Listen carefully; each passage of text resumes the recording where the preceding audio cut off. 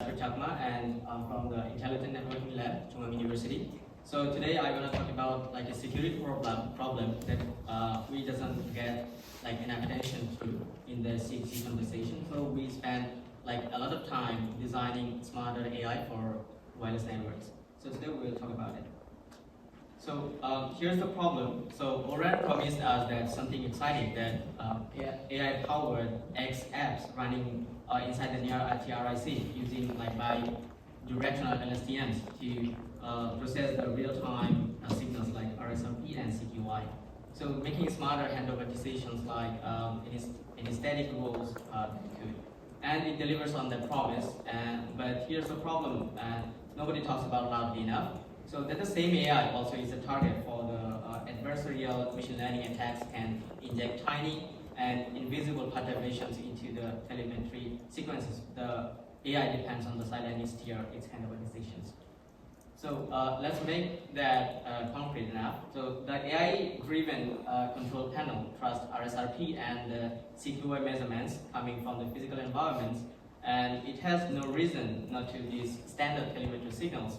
So, but if an adversary can inject into the micro perturbations into those sequences, and the by LSTM model process is corrupted into it without ever knowing it. So to understand how we defend against this, let's first understand what the system normally ingests. So the Near-RT RIC continuously receives serving cell measurements, neighboring cell reports, UV reports, and UV velocity and cell load information. All of these flows is as time series, and the LSTM processes it to predict the optimal handover moment. This is clean and trusted pipeline, and it works beautifully under the normal conditions. So here's where our design makes an architecture choice. So not all perturbations are equal. An attacker operating in the real world scenario which cannot inject arbitrarily noise. So they are constrained by the physics of the radio access network. Signal values can only change when the network physically plausible bounds. So we introduce a physics layer, a constraint set, we can call it CRAN. So that's defines exactly what perturbations are physically possible in a real RAN environment. So what makes these attacks particularly dangerous is how the surgical they are. The attacker doesn't operate constantly. That would be easy to detect. Instead, the attack stays dormant most of the time and only activates when the serving cell's signal margin enters the hysteresis window. That so narrow and ambiguous zone where the handover decisions could go either way. So this is the most well-timed perturbations of the couple of decisions is enough to flip the decision airway in the wrong direction. So how do we harden the model against this? So the answer is adversarial training formulated in this Minimax problem.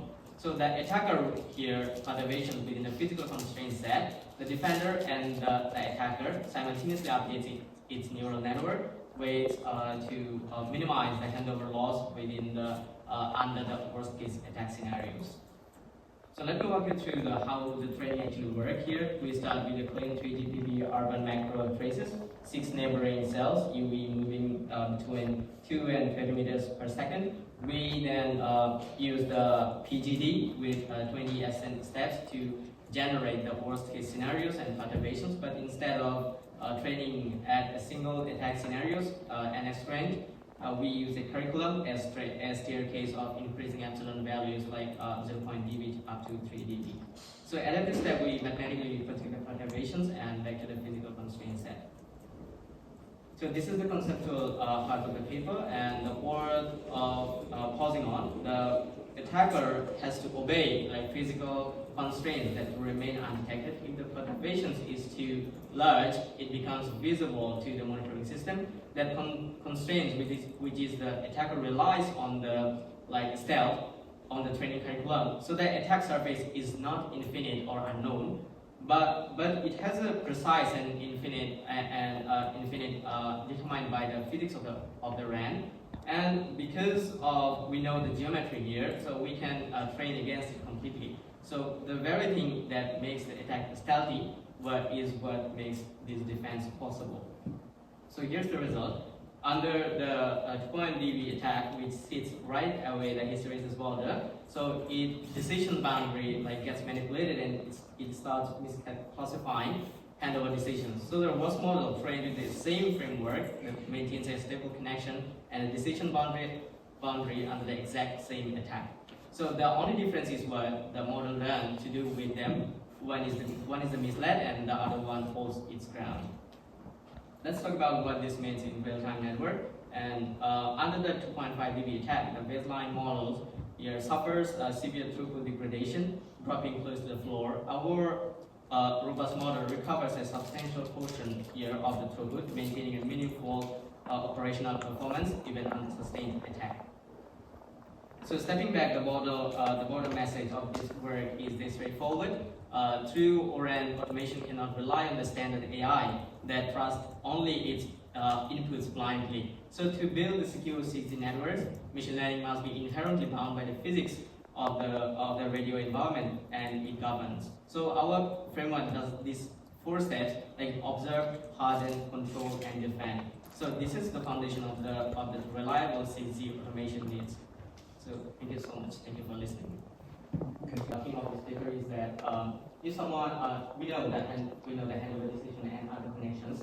So if we